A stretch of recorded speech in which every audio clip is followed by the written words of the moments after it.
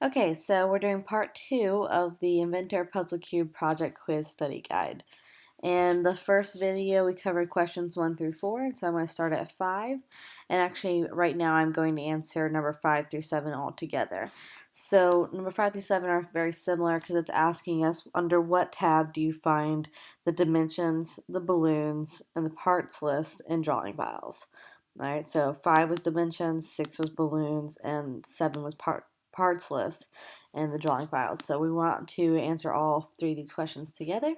So what they have in common is that we're working in drawing files. So in Inventor, I have opened up a new drawing file, and I'm actually going to place in one of my puzzle cube parts. So just give me 1 second while I navigate to where I have that. So that's in my documents, and it's under Autodesk projects, and it is a part file. So here we go. I'm just going to choose this first puzzle cube right here.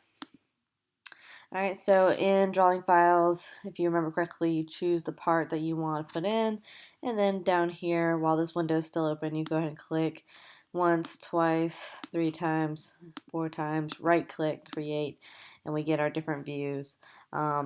Obviously this is too big, it's taking up more than the page, so before I get started on anything else, I'm going to go ahead and double click on my front view, which is connected to my top and side view, and change the scale down to 5:1.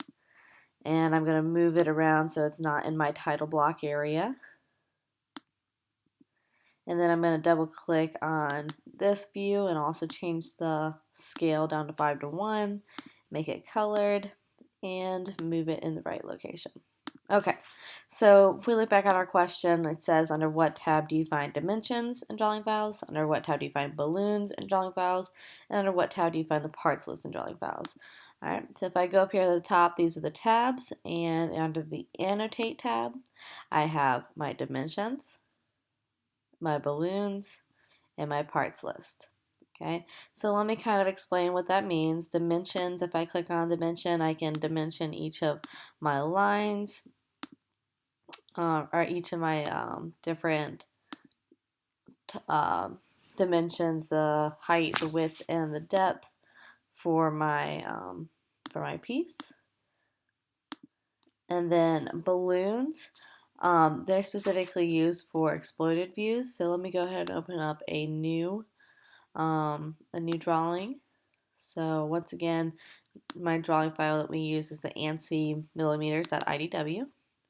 And I'm going to go ahead and press my base and find that assembly file. I don't actually have an exploded view made on this computer. That's not a big deal though. I'll just go ahead and use this assembly file as if it was an exploded view. Not a big deal.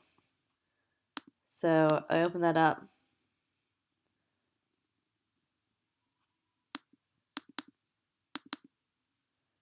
Not really sure why this is not working. Give me 1 second.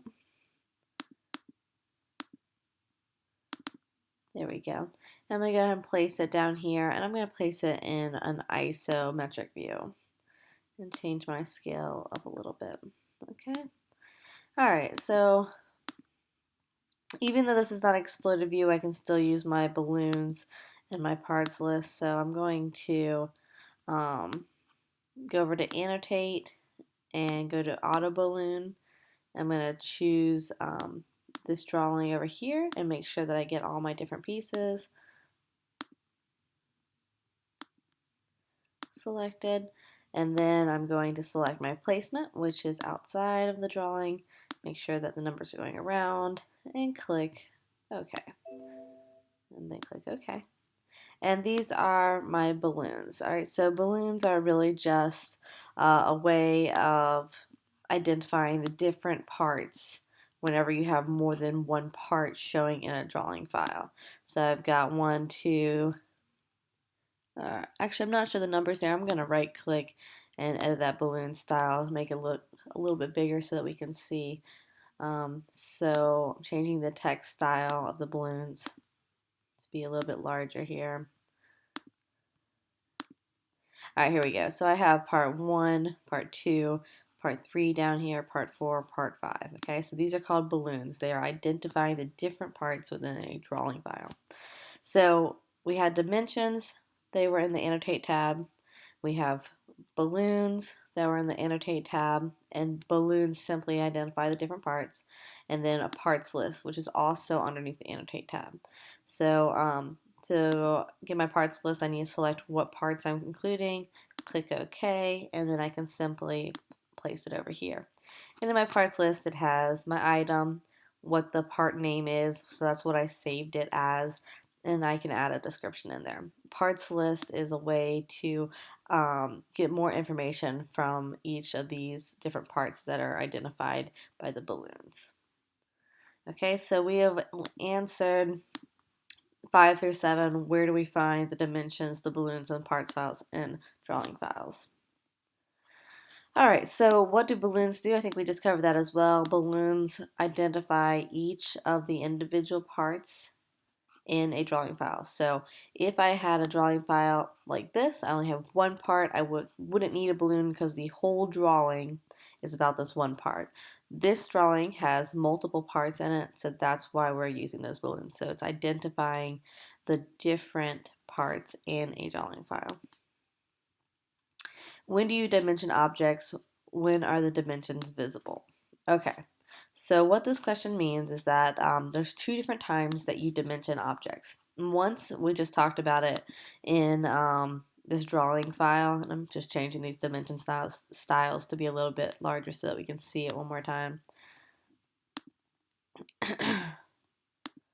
So one time that you change the dimension is, or dimension a drawing is in a drawing file.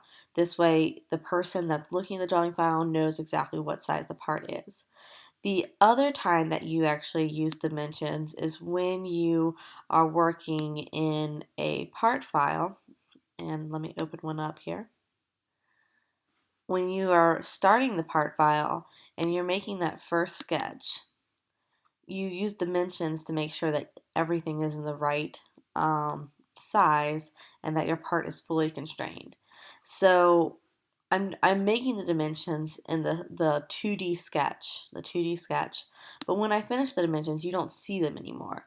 So you only see dimensions in drawing files, like this one, but you put dimensions in the 2D sketch part of the part file.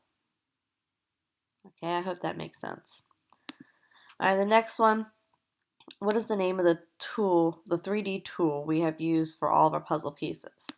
Okay, my answer's right here. So the first thing I did to make this puzzle piece is I drew this sketch, and then when I clicked finish, I actually extruded that sketch out, and that extrusion is what we see right here. It looks like a box, and this is the button that we use. So what we did for all of our puzzle pieces is we drew whatever shape necessary, and then we used the 3D tool called extrude to make it look 3D. So we took those 2D sketches, extruded them out, and made it an extrusion to make it 3D.